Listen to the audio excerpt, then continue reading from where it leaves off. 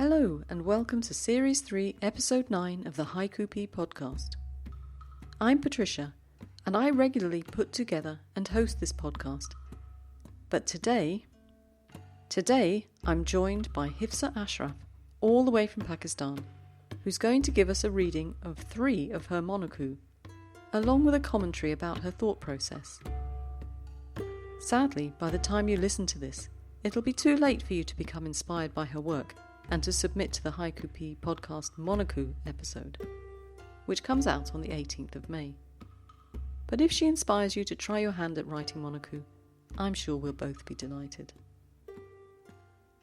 Of course, that's not all I have for you this week. I want to start looking at the feedback that I've had on the last few podcasts, in which I've been talking about the essence or the heart of haiku. I'm not going to get through it all today, so perhaps I'll do a few feedback podcasts throughout the year, so I can address not only the feedback from those podcasts, but maybe from future podcasts. So keep the feedback coming. You know how I enjoy getting your feedback, whether you agree with me or not. And of course, I want to keep you up to date with our progress on the renku. Thanks to the hard work and genius of some of our fellow poets, I have a few more verses to offer you. If you'd like to join in with the renku, just let me know. There's always room for more poets. Last and definitely not least, big news. Finally, the first edition of the poetrypea journal is out and available on Amazon. Naturally, there's a link in the show notes. As I said, I've had quite a bit of feedback on the essence sequence of podcasts. The main areas of feedback seem to be rules and form, the aha moment, and imagery. And today I'd just like to talk about rules and form. Shane wrote to me about something I find extremely annoying. He expressed it in terms of lumpers and splitters. Lumpers being people who lump things together despite seeming differences, and splitters, people who split groups of reasonable sameness based on sometimes trivial features. He used Twitter as an example, but he could have used any social media platform. Facebook or Instagram, for example, where, as he says, you'll find all sorts of 3-lined or less poems that are, even by the most liberal definitions, not haiku nor senryu, all lumped together. I know what he means. These poems, for haiku they are not, don't adhere to any of the basic principles of haiku, nor have they the subtle nuances of the craft. For example, they don't have seasonal words or cuts, or their phrasing will be all over the place. When I read them, purporting to be haiku, I try and take a deep breath and channel my inner Mark Gilbert, who once advised me to basically chill. But it's very, very hard. I'm not going to quote any examples of the non-haiku, because that would be grossly unfair. As I said in the previous Haiku Pea podcast, I think some of the blame has to be laid on the doorstep of our education systems. Did I tell you that I bumped into one of my daughter's teachers at the shops? We had a long old chat, and I asked him why, when he was teaching my daughter about haiku, and through her also teaching me, he'd only concentrated on the 17-syllable 575 form. To which he replied, "Because that's all the teaching manuals tell you.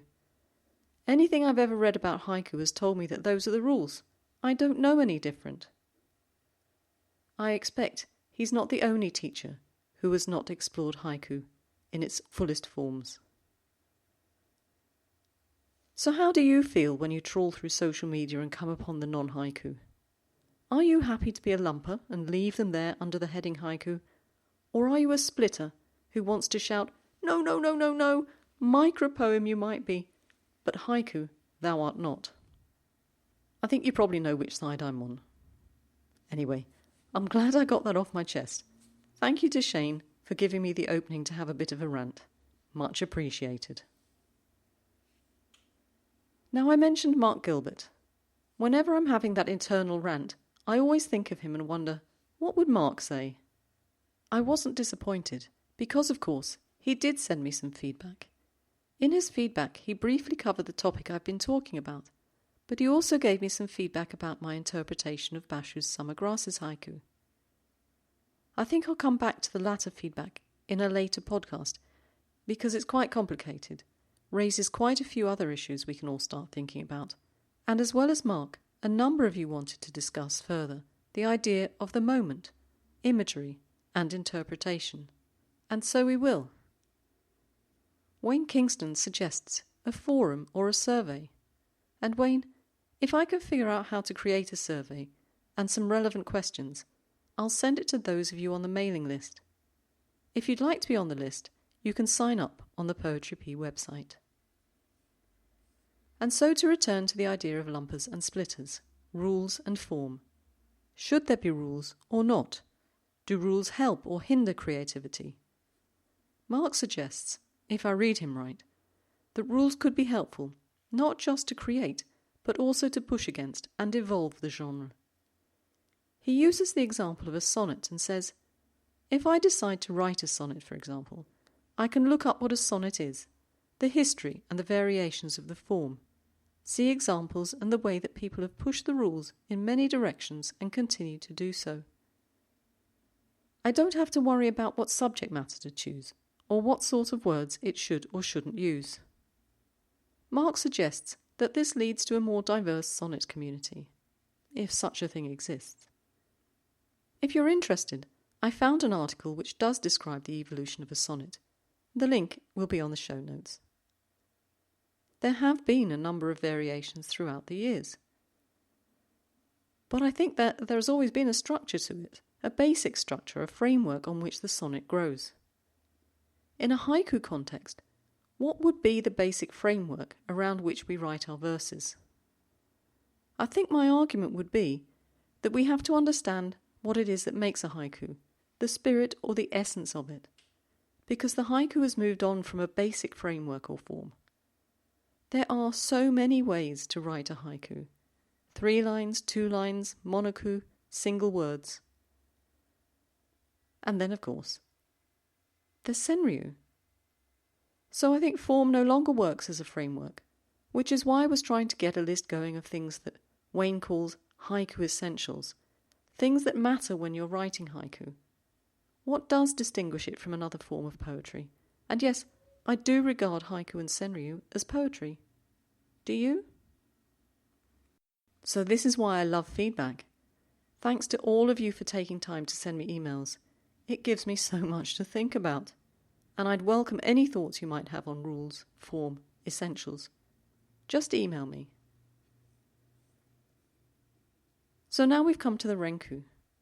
My thanks to the following poets for their contributions: Paddy White, Wendy C. Bialek, James Young, Robert Horrobin, Pat Geyer, Giddy Nielsen Sweep, Jonathan Roman, Nikki Gutierrez, Hemapriya Chalapan, and Ian Speed. To find out who wrote each of the verses, just have a look at the show notes. Beggar, palms up, facing the sun. A passing dog smells the soles of his shoes. Immigrant's dreams in cement, standing. Rain clouds gathering, no bed at the hostel. Stone epitaphs. My tomb is bigger than yours. All are dead. Gargoyles grin as they piss on the fallen. Seeing his breath, only the living can feel the cold. A ray of light, rage thaws the frost. Moonlight calm sets daylight frenzy, dawn chorus. Butcherbird sings the morning in, I'm no longer alone. Slow day, the peach tree blooms in his cup. The rhythm of coins determines his future. The stars, unseen this city night. This windy darkness, a plastic bag floats even higher. The moon can't reverse a rising tide. Just before sunrise, she catches only one fish. I hope you're enjoying the renku so far. And of course, there'll be more in episode 11. I'd welcome any poet who wants to join in and write some verses for us. Just drop me an email. Now, we probably all know Hifsa, but have you heard her voice?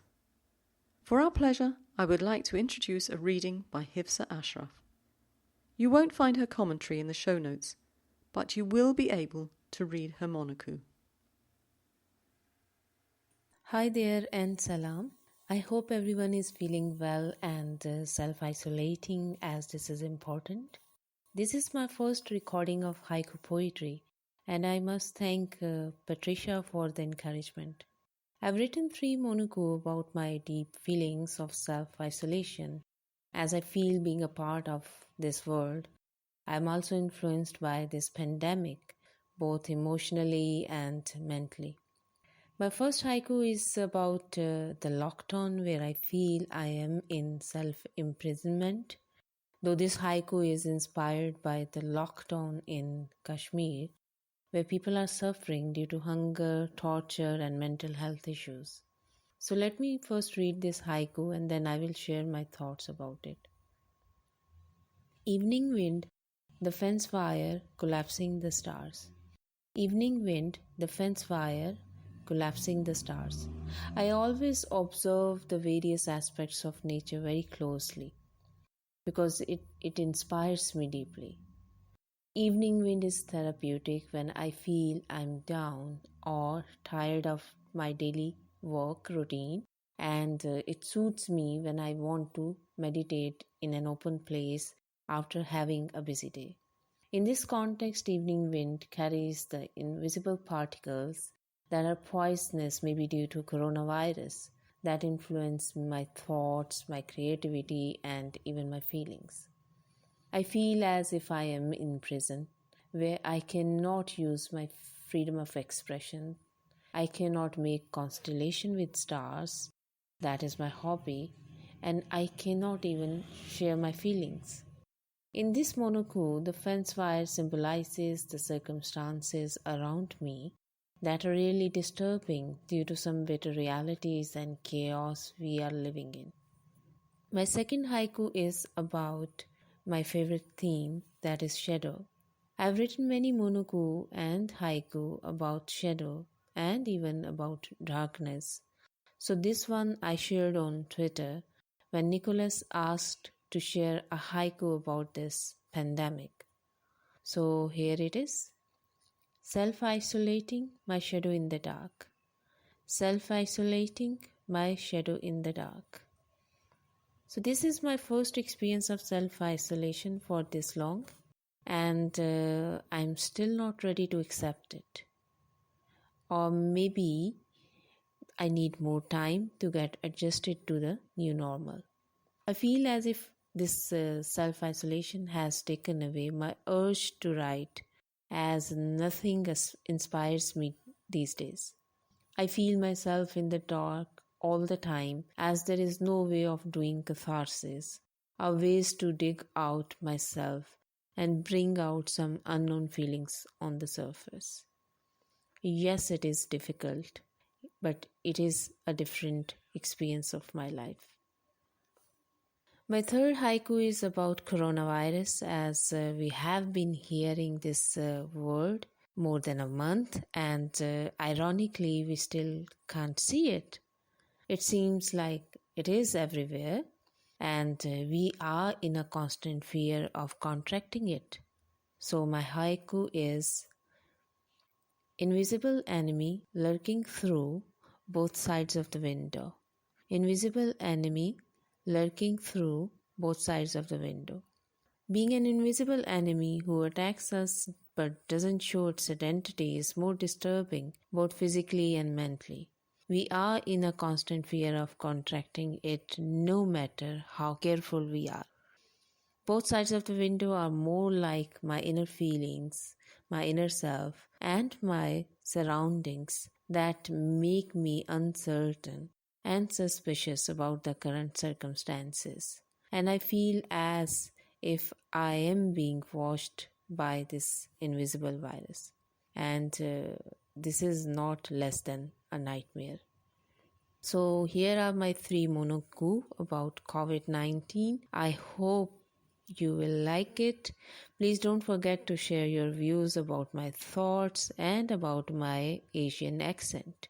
Thank you so much. My thanks to Hifsa for reading to us this week. If you enjoy it, let her know. She's on Twitter. Or you can send me an email and I'll forward it to her. And if you fancy doing a 5-minute reading for the podcast, just let me know. We can discuss the verses you'd like to read and how to go about it, and take it from there. I think it adds another dimension. What do you think? Thank you so much, Hifsa. And before I end the podcast, I promised to let you know how to buy the Spring Journal. It's on Amazon. That was just the easiest way for me to produce it. And there are links in the show notes. Now it's out. Do you think you'd do me a huge favour and just write a little blurb in the review section? I'd be eternally grateful. And as a last point, Christina was asking me what was going on with the children's anthology. Well, I'm just a little bit behind, so watch this space.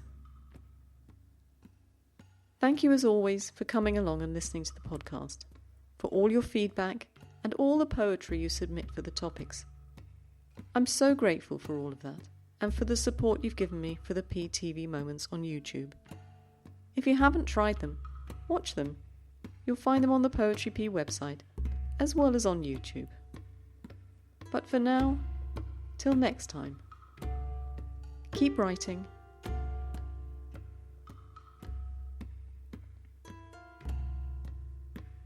I think I've put all the links on the show notes, but if there's something missing, or something extra that you'd like to know about, just email me and I'll sort it out for you.